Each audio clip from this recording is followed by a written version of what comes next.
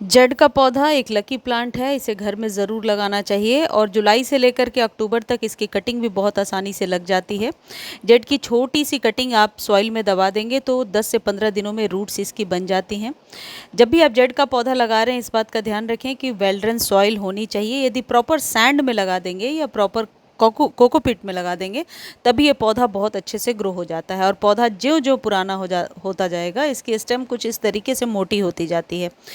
एक बात ध्यान रखिए कि जो मदर प्लांट है उसे बार बार रिपोर्ट ना करें, उसे गमले में रहने दें और उससे ही कटिंग लेकर के लगाएं।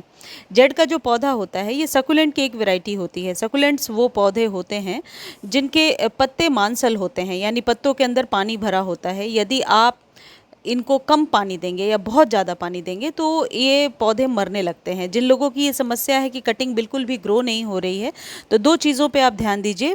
फर्स्ट थिंग ये कि क्या आपके जड़ के पत्ते इस तरीके से पीले होकर के गिर रहे हैं? यदि हाँ तो सॉइल चेक कीजिए, सॉइल में ज़रूर ओवर वाटर है या अंडर वाटर है। और ये जो खाद मैं आपको बता रही हूँ ये जड़ के पौधे पर आप सालों भर इस्तेमाल कर सकते हैं। वैसे इसका एक लॉन्ग डिटेल वीडियो मैंने एवरग्रीन वाले चैनल पर आज ही अपलोड किया है, लिंक डिस्क्रिप्शन में दे दूंगी, आप जा करके देख सकते हैं। देखिए यह है वर्मी कंपोस्ट।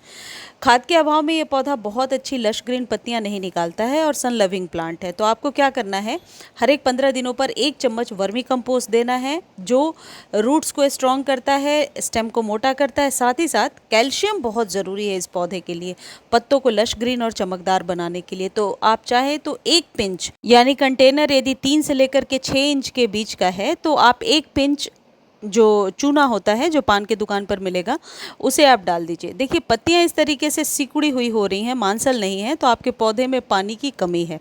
यदि पानी ज़्यादा होगा तो पत्तियां गिरेंगी ना कि सिकुड़ेंगी।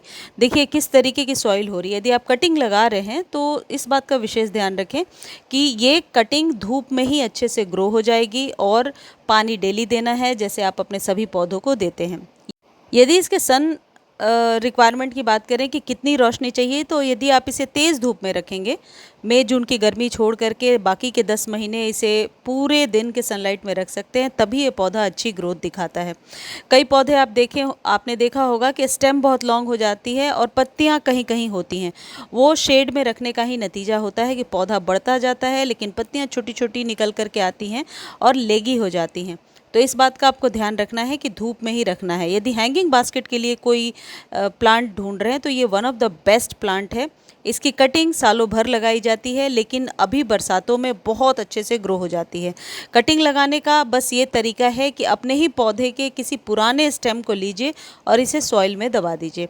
फिर उस कंटेनर को ऐसे जगह पर रख दीजिए जहां मॉर्निंग की धूप आती हो। बार बार कंटेनर को हिलाना नहीं है और पानी स्प्रे करके देना है। मिट्टी में मॉइस्चर बना रहे इस बात का ध्यान रखें। धन्यवाद।